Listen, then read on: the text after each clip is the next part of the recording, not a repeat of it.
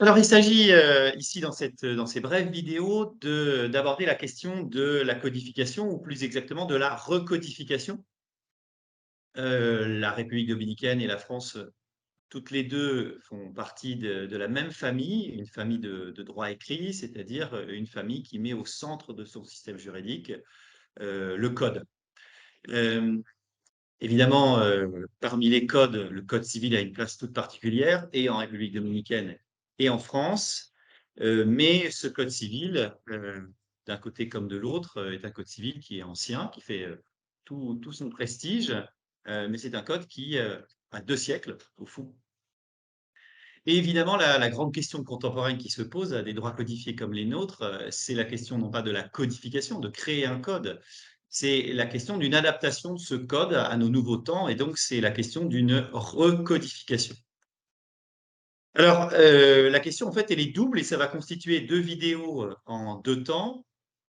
La 1re question, c'est de savoir pourquoi exactement il faut recodifier. Le code civil est là, pourquoi est-ce qu'il faut recodifier? Pourquoi est-ce qu'il faut refaire, ce code? En somme. Et puis, si l'on estime qu'il faut procéder à cette recodification, il y a une seconde interrogation, qui est de savoir comment faire.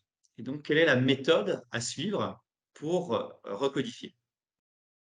Donc je vais traiter, ces 2 questions l'une après l'autre. 1re vidéo sur les raisons, de la recodification. Pourquoi recodifier? Et puis une seconde, vidéo, comment recodifier? Je commence avec la première interrogation, pourquoi est-ce qu'il faut, recodifier? Hem, En réalité, quand j'ai posé la question tout à l'heure, en se disant: «Pourquoi est-ce qu'il faut recodifier un code de 2 siècles?»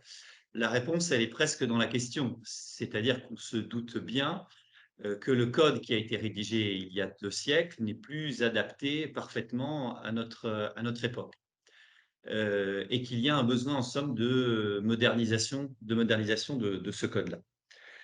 Alors cette opération de modernisation, elle n'est pas évidente parce que, il n'est pas évident en soi de faire une codification, mais peut-être qu'il est encore plus compliqué de remoderniser, de réécrire un code qui est déjà présent et qui, d'une part, en soi un grand prestige, qui fait qu'on peut avoir un peu peur d'y toucher, et puis qu'ensuite est très, très ancré dans les habitudes et donc recodifier, c'est aussi, un peu bousculer les habitudes. Donc de façon un peu paradoxale, c'est parfois et pour notre époque peut-être un peu plus compliqué de recodifier, de revenir sur un code déjà existant, que de faire un code, tout neuf et sortant de toutes pièces. Hem et pour autant, nous ne pouvons plus, nous, système, juridique de droit écrit, nous ne pouvons plus, échapper à ce défi qui est un grand défi du XXIe siècle.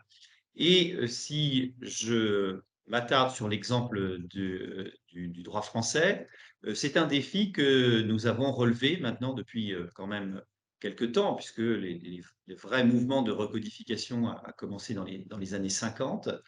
Il avait été d'abord, initié, par le doyen, Carbonnier, qui avait retouché pour beaucoup le droit de la famille, le droit de la filiation. Et puis depuis que ce mouvement a été lancé, eh bien nous avons, procédé à une rénovation de l'ensemble du code, ce qui fait qu'aujourd'hui l'essentiel, des articles du code ne sont plus du tout les articles de 1804. Les estimations ne sont pas évidentes, mais on parle à peu près de on dit qu'entre 90 et 90 des textes, ont été changés. Donc tout ça a été fait, par étapes, hein. Je passerai très rapidement.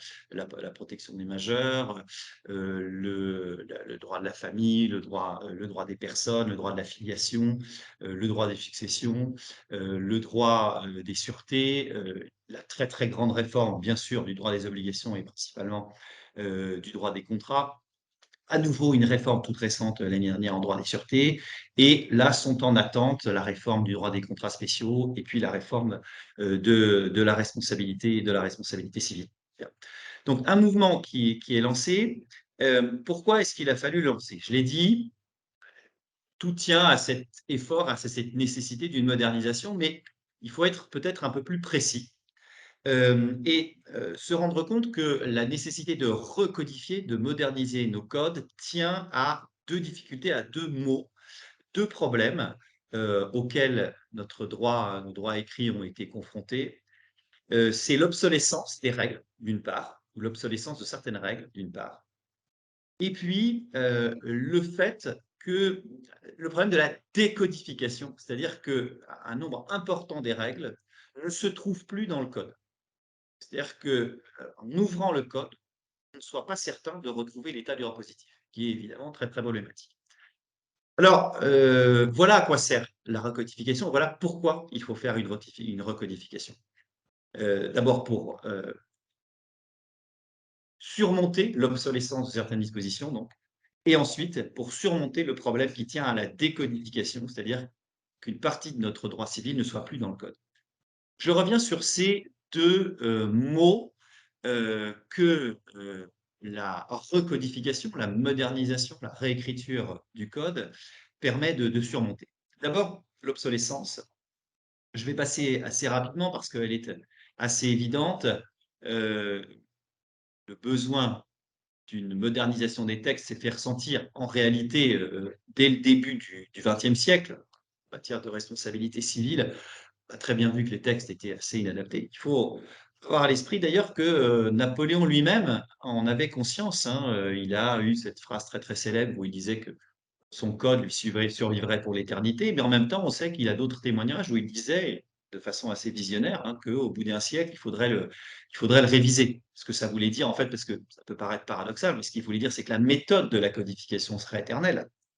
Elle ce besoin-là, ne nous quitterait jamais, mais que la nécessité de réadapter cette codification, se présenterait en fonction des besoins du temps. Et compte tenu de l'accélération du temps, l'accélération de la communication, des moyens, la modernisation de la société, ce besoin d'une réadaptation du droit civil, a sans cesse accéléré tout au long du XXe siècle. Il a vraiment commencé à émerger au début du XXe siècle avec la révolution industrielle, avec, évidemment l'arrivée de l'automobile, des chemins de fer, des avions, les nouveaux moyens de communication. Et cette accélération, elle n'a jamais cessé tout au long du XXe et elle est encore plus nette, de nos jours. Et évidemment, tous les domaines du droit civil sont concernés. Alors de façon plus ou moins intense. On se doute bien que, par exemple, les questions de droit des personnes, de droit de la famille, ont nécessité des adaptations, et elles ont été ressenties, assez, rapidement. Mais même pour des droits peut-être qui ont un tempo un peu plus lent, la nécessité d'une modernisation s'est faite ressentir et je pense au droit des obligations, je pense, d'abord au droit de la responsabilité civile. Je donnais l'exemple, des chemins de fer, des automobiles, des avions. Tout cela a engendré des nouveaux dommages pour lesquels il faut absolument s'adapter et revoir les codes.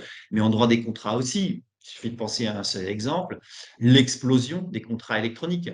L'explosion de ces nouvelles façons de faire des contrats, nécessairement, par la force des choses, a appelé une modernisation, du droit de la preuve, par exemple. Donc, en somme, c'est évident que des textes rédigés en 1804, ont eu besoin d'être réécrits. Il a fallu surmonter l'obsolescence de certains textes, de certaines règles elles-mêmes pour prévoir, des nouvelles règles. Ça, c'est une première chose, assez, évidente. La seconde chose, un peu plus subtile, mais qui est liée bien sûr, c'est le phénomène de décodification. Alors, qu'est-ce qu'on veut dire par là? Le phénomène de décodification, c'est quelque chose qui est observé, dans tous les systèmes, juridiques de droit écrit, dans tous les systèmes juridiques codifiés, y compris en République dominicaine, d'après ce que j'ai compris. C'est que pour faire face à ces besoins de modernisation, pour faire face pour remédier à l'obsolescence de certains textes, il a fallu parfois prendre des dispositions très rapides et malheureusement, les législateurs souvent, ont pris ces dispositions dans des lois extérieures au code. Donc on a eu recours à des législations spéciales. Je donne juste quelques exemples très rapides en France parce qu'ils sont très, très frappants. Par exemple, tous les dommages qui ont été causés par les accidents de la circulation, il a fallu, y remédier et il aurait fallu évidemment que ce soit fait dans le code civil, mais par besoin d'aller vite et d'être efficace, on l'a fait dans une loi à part, séparée, qui est la loi de 85 et qui est une loi aujourd'hui, encore aujourd'hui, qui malheureusement n'a pas été réintégrée dans le code civil. Je pense aussi aux baux d'habitation. Les baux d'habitation sont dans une loi hors du code, la loi de 89. On peut penser aussi à la copropriété, qui là aussi est dans une loi hors du code. Et donc, on voit très bien le danger, c'est que le code ne soit plus le recueil de l'ensemble des lois civiles, ce qui pose des grosses difficultés pour accéder aux solutions de droit, pour connaître les solutions de droit et pour que le droit soit prévisible. La décodification pose un gros danger, pose un très, très gros problème de sécurité juridique. On ne peut plus trouver facilement la règle, on ne peut plus accéder facilement à la règle, on ne peut plus connaître aisément la règle, alors qu'un code qui contient tout au même endroit permet un accès facile.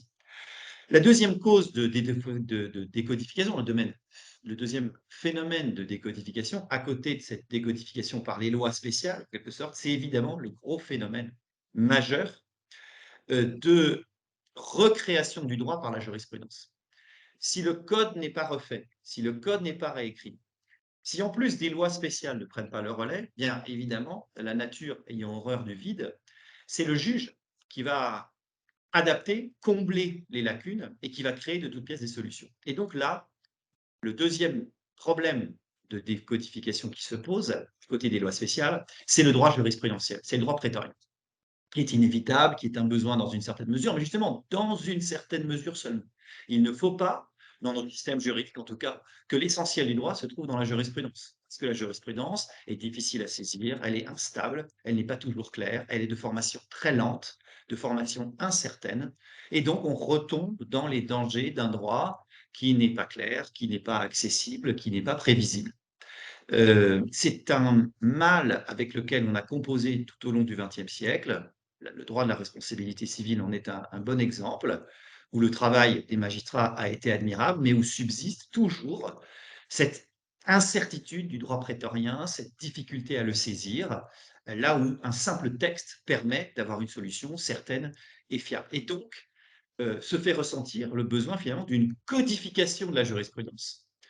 Dès lors que dans certaines matières, il faut être réaliste, on s'aperçoit que l'essentiel de nos règles ne sont plus dans le code, mais sont hors du code. Et c'est, en définitive, la situation à laquelle on était parvenu à la fin du XXe siècle pour ce qui concerne le droit des contrats.